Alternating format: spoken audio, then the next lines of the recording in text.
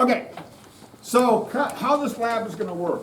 These are very, very, very, very strong neodymium magnets. Do not let your cell phone touch them, your wallet with your credit cards in them. These are exceptionally strong magnets. These are typically rated on how much weight you can suspend from these. These are like 70-pound magnets, which that means if you weighed 70 pounds, we could hold you up and this would hold you. Whatever you do, do not let these, like there's 5 of these magnets around, do not let them near each other, okay? Because then they get stuck together, and then I usually have to take it down to the shop, put it in a vise, and pry them apart, okay? So make them live in their own little orbits. So here's the basic idea of what's going to happen. Is that if I take this neodymium magnet, and these are plates of stainless steel, so if I try and touch this to the stainless steel, it doesn't attract it. But if it's iron, it does. So this is very attracted to it. This, not so much, okay? So this is going to be important. This magnet is not attracted to those stainless steel plates. And you're going, this is going to be over, can't? Well, give it time. But if I take this magnet and put it between them,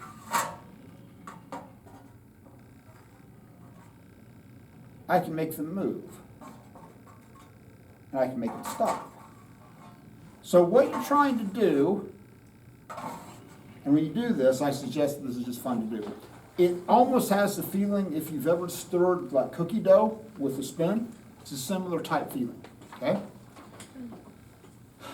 So basically what's happening is this. There should be, a little glass jar somewhere in this room. Look behind you guys. That, beautiful. So this is what's known as ferrofluid. And it shows the magnetic field. So if I hold this up to it, you'll notice that the ferrofluid gets really spiky, okay? The reason that it gets spiky, which is not a technical term, but you get the idea, is that the magnetic field is existing in lines as it comes out. Goes out, comes around, comes back. So what happens is that when I push this through, these stainless steel plates sense a changing amount of magnetic field. And the whole key to this is that it's changing, okay? So if I just hold it here, nothing happens. But if I move it and the location of those magnetic field lines change, the plates induce a magnetic current of their own to oppose these changes. If you take AP Physics 2, we'll spend an entire day explaining the actual phenomenon, okay? It's called an eddy current, and it induces a current to oppose the changes from the magnetic field. So, as I move it through, I can make it move without actually touching it. So what your ultimate goal is to try and figure out a way to determine, well, how much force is that, okay?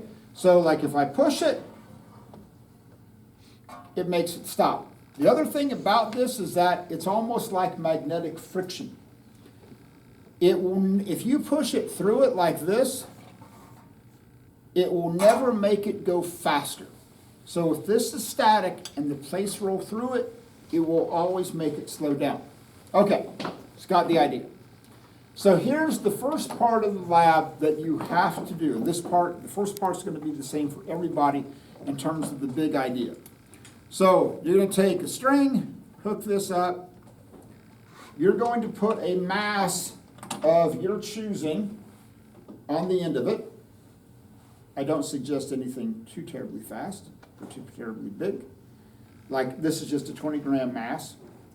So I'm going to put this on the end of it, and that's going to be suspended from that. So what you want to do is you want to let this fall a known distance, and then you're going to have the weight hit the ground. So you're like this, the weight's going to hit the ground. Is the cart going to accelerate while the weight is falling?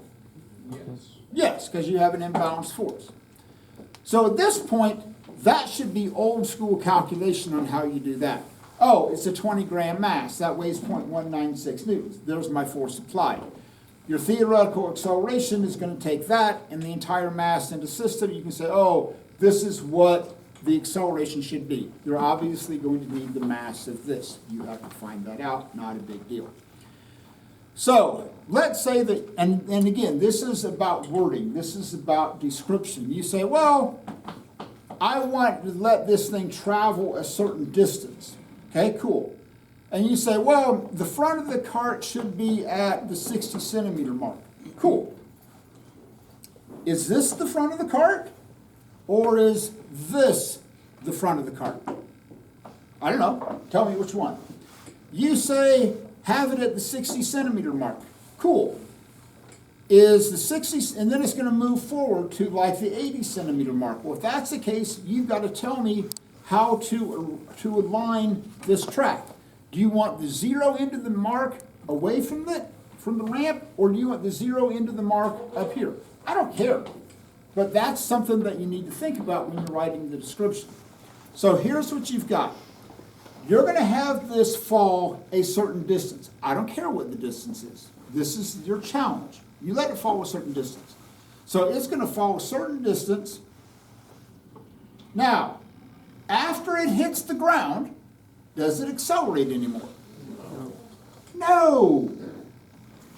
But here's the kicker, and this is where this becomes an application situation. If you know the weight that's down there, and if you know this mass, you can calculate a theoretical acceleration.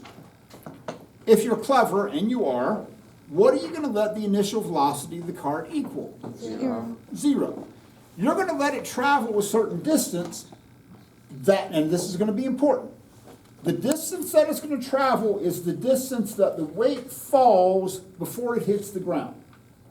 I don't care what the distance is, pick a distance. So it's going to travel a certain distance while it accelerates. Bam, the cart hits the ground. There's no longer a force acting to accelerate it. Then what's the velocity going to be at that point? Constant or changing? Constant. So because these are pretty frictionless. So what you can assume is that if this falls a certain distance, that hits the ground, you can have a theoretical velocity when that hits the ground. You're not going to know time, but you're going to know distances. So, and you're going to know an acceleration. So what could you use to find a theoretical final velocity? That equation. V squared equals E naught squared plus 2AD, right? So you know the distance, and this is going to be important. The distance is going to be how far it travels while it's being accelerated. Okay? It isn't the entire length of the track. It's the distance it's going to fall while it's being accelerated. After that, boom, it's going to travel at a constant velocity. So here's how you're going to verify that that's right. You're going to then find a way to measure the velocity after the weight hits the ground. What's the simplest way to calculate that velocity, assuming that it's constant? How do you calculate a velocity? You time it. Huh? You time it. And measure? How far it travels. Yeah. So when that hits the ground, maybe the front edge is at the 80 centimeter mark. So boom, the weight just hit the ground. Then it's going to travel maybe 20 centimeters under constant speed. So I'm going to say, okay, hey, I think this thing is going 0.86 meters per second. Then I'm going to time it to travel 20 centimeters after that. And then I'm going to compare that measured velocity to the predicted velocity. But this is all about timing. So you're going to have an accelerated motion part of it, and then you're going to have a constant velocity part of it. So what's your velocity time graph going to look like? Going to start at 0. Then it's going to go up to some point, right? And then it's going to do what?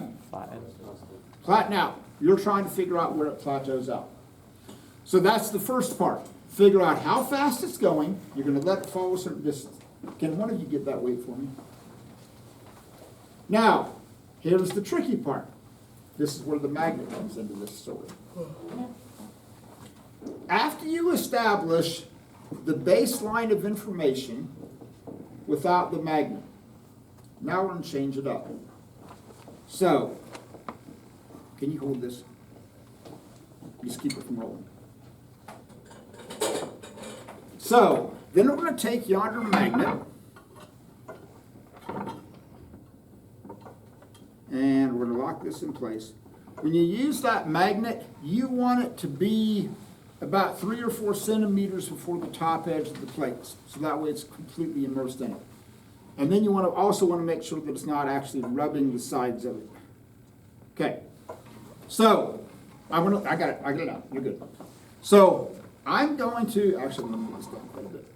So here's your setup. Now that you know how fast it's going to be going when the weight hits the ground. So you're going to let it go, and then it's going to, when that weight hits the ground, this is where you want the magnet to enter the plates. So you're going to let it accelerate, but then once it hits the magnet's going to create a braking force. So if you know how fast it's going when it hits the magnet, and you know the distance that it takes to stop, because what's your final velocity going to be? 0. 0. Okay. So now what are you going to use to find that acceleration? That equation again. Because now you're going to know how fast it's going when it hits the magnet, and then you're going to know the final velocity. So you're going to find 2 accelerations.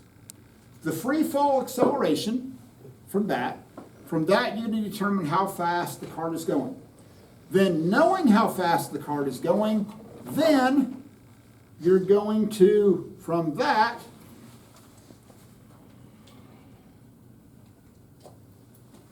determine the force created by the brake to make it stop.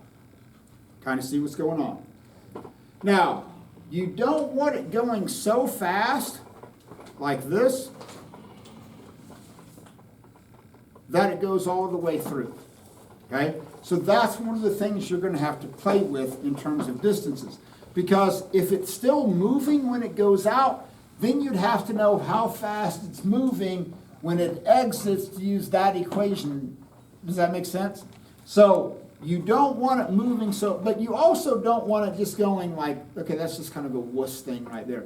So there's a balancing act between, hey, we want it going, but we don't want it to go so fast that it goes all the way through and it's still moving on the other side. So here's what you need to start to do today. You got about 20 minutes. Figure out who the groups are. I don't care. There's 5 setups. Begin to figure out the procedure to make it. You probably won't get to the magnet part of it today. If you can get that set up, figure out the theoretical part of it, how far is it going to fall, what masses are we going to use, what's the mass of the cart, get all your data. Part of this is also going to be observations. So one of the things I've got is this kind of cool magnetic film. So you guys might get over here on this side. So if I put this on the outside of this, and then I move that past that magnet, so I can see what's happening on the inside without seeing what's happening on the inside. Okay? So I've got some of that floating around. I'm also, then on Monday, we'll talk about LabQuest. That's a whole nother discussion that I didn't want to get into today. But we have LabQuest with magnetic sensors. You can say, hey, what's going to happen? So part of this is, if you look at that grading sheet, part of your grade is observations. Okay? That's how all science starts. What observations do you have? Okay. Does it work if it's on the outside of the plates? Does it work if it's on the inside of the plates? What depths work best in terms of making it? On Monday, we'll have more ways you can actually measure the strength of the magnetic field. What is the strength of the magnetic field? Does it change based upon how close you are to the magnet. That's going to be part of it. Just make observations. Okay, I'm done. You have the rest of the time, figure it out. Keep in mind, we have some people that aren't here that are going to be absorbed on Monday. So, but there's 5 stations. Figure out who's